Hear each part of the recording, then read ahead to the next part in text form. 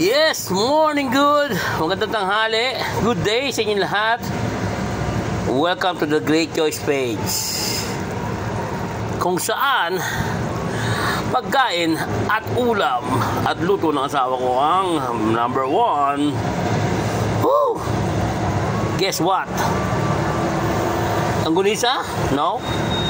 Chorizo? Yes, chorizo de Cebu.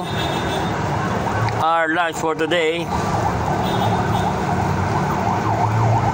Napaka-sweet, napaka-malinamnam. Ayan po ang chorizo de Cebu.